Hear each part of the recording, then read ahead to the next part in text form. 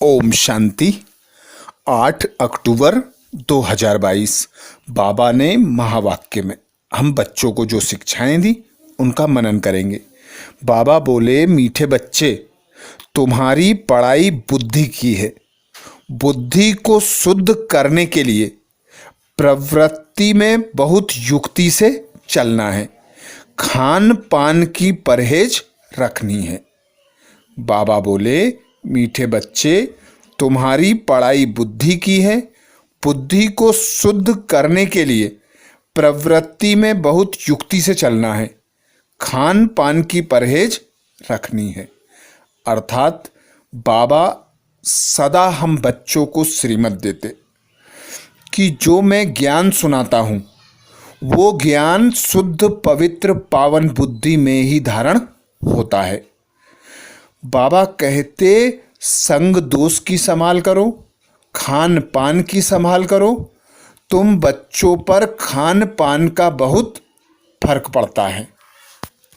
कहावत भी है, जैसा अन्न वैसा मन। इसीलिए बाबा कहते, बेहद के बाप से तुम बेहद सुख का वर्षा पाने आते हो।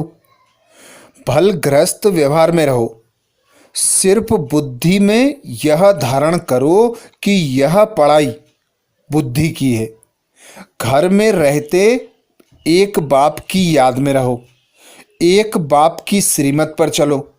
खान पान से बहुत असर पड़ता है, इसलिए युक्ति से चलना चाहिए। हर एक का कर्म बंधन अपना अपना है।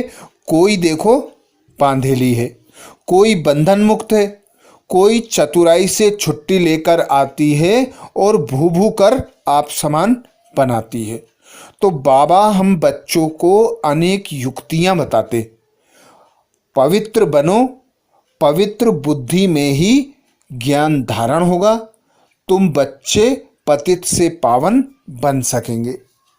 जन्म जन्मांतर का जो बोझा सिर पर है उससे मुक्त होने के लिए एक बाप की याद में रहना है।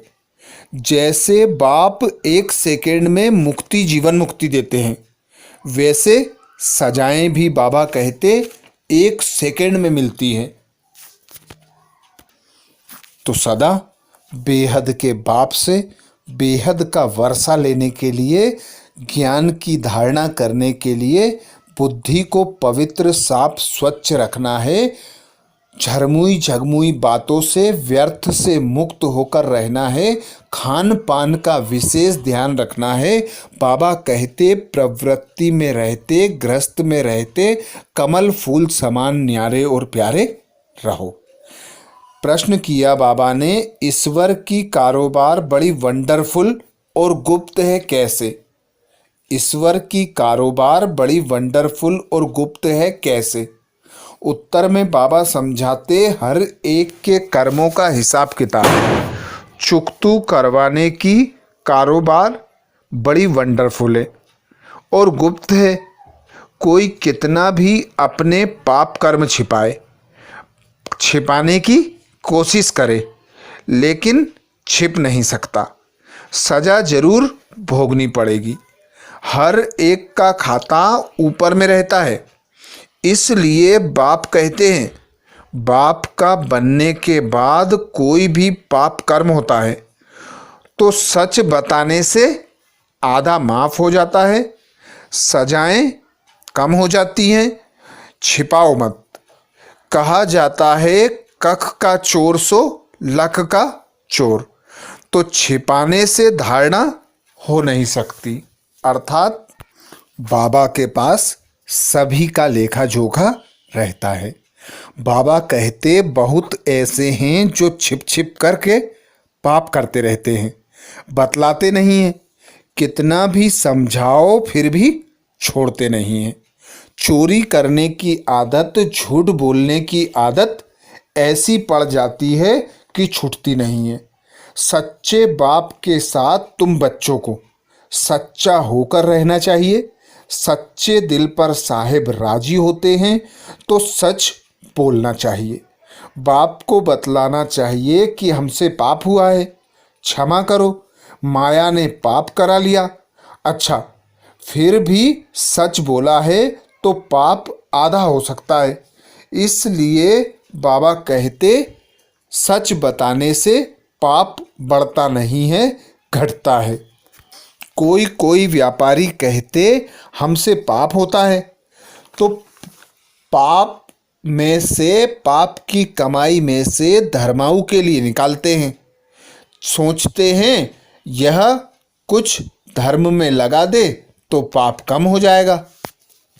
अर्थात पाप की कमाई जो पुण्य कर्म में लगा देते हैं। डूबी नाव से लोहा निकले वह भी अच्छा है।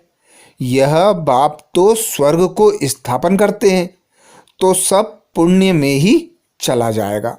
दान पुण्य करने वाले को मिलता तो है ना।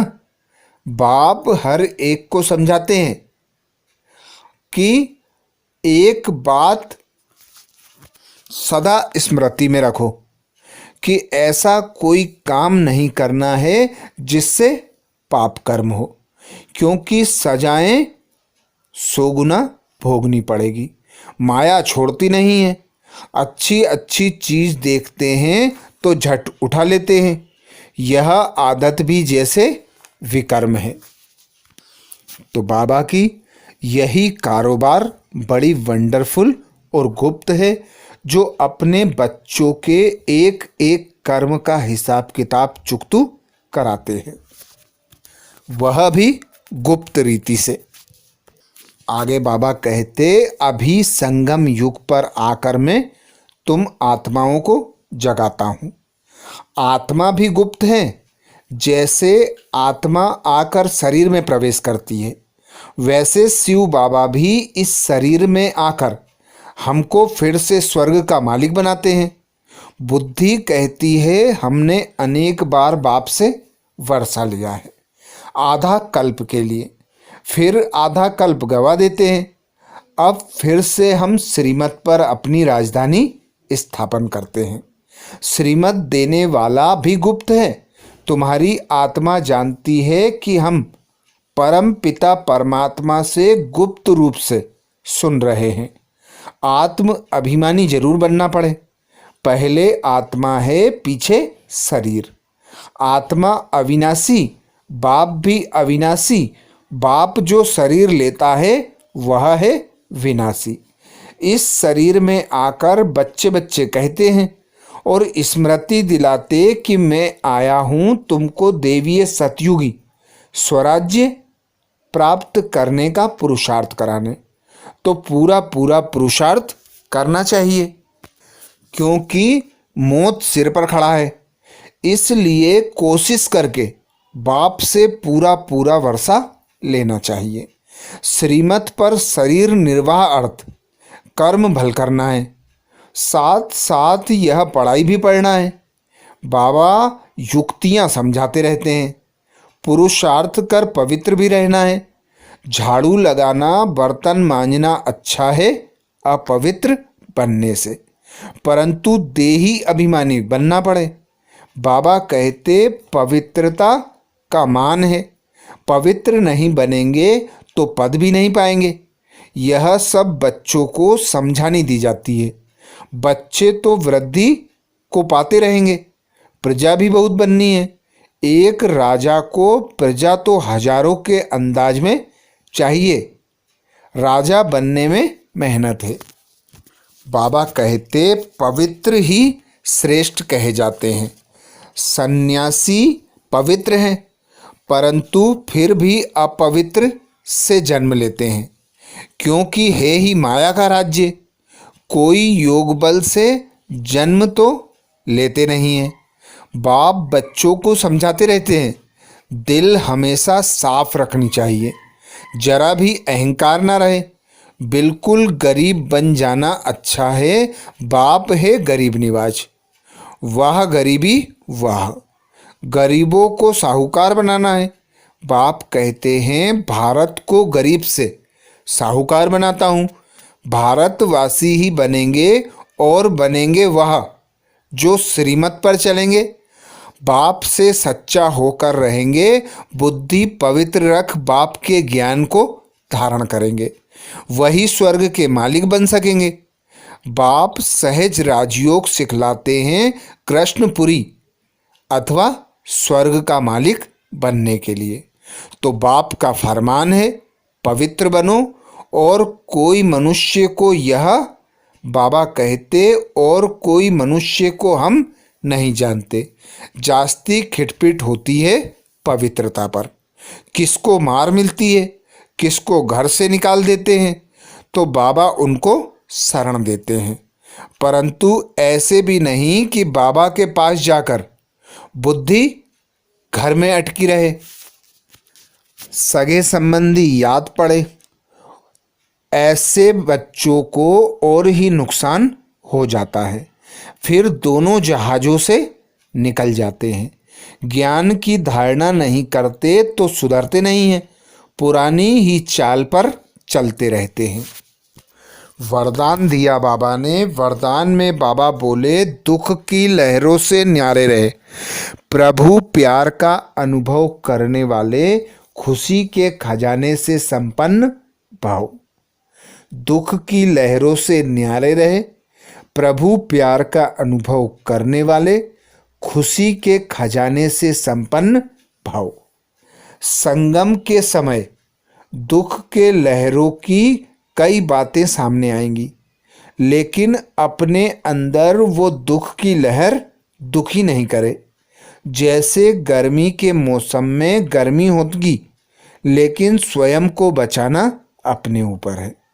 तो बाबा हम बच्चों को दुख की लहर से मुक्त होने के लिए सदा युक्ति बताते।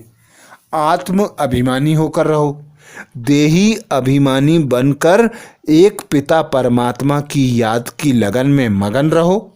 एक पिता परमात्मा की सेवा में मन बुद्धि को बिजी रखो, और धंधा धोरी करते ग्रस्त व्यवहार में रहते एक बाप की श्रीमत पर चल, एक बाप की याद में रहकर न्यारे प्यारे रहना ही बाबा कहते खुशियों के खजाने को प्राप्त करने का आधार है। आगे बाबा कहते दुख की बातें सुनते हुए भी दिल पर उसका प्रभाव न पड़े। जब ऐसे दुख की लहरों से न्यारे बनो, तब प्रभु का प्यारा बनेंगे।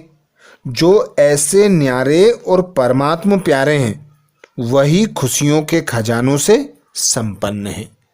बाबा हम बच्चों को सदा ड्रामा की स्मृति रखने की श्रीमत देते कि सदा बुद्धि में रखो कि जो भी होता है, जो हो रहा है, जो होने वाला है, कल्याणकारी है।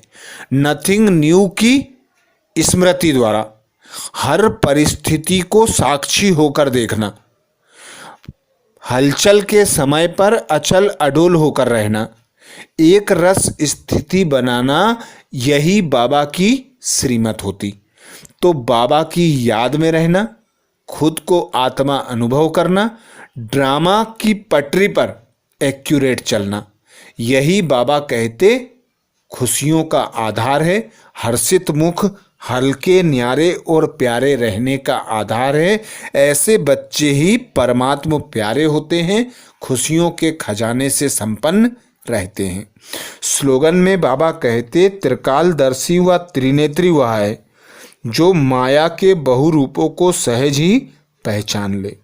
त्रिकालदर्शी व त्रिनेत्री वह है जो माया के बहुरूपों को सहज ही पहचान ले। त्रिकालदर्शी अर्थात तीनों कालों का नॉलेज रखने वाले।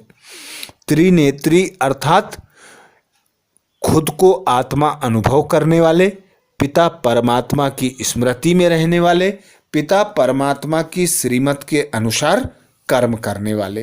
तो ऐसे बच्चे माया के बहुरूपों को दूर से ही पहचान लेते हैं और उसे भगा देते हैं, उस पर विजय प्राप्त कर लेते हैं। तो ये थे बाबा के महावाक्य। अच्छा, ओम शांति।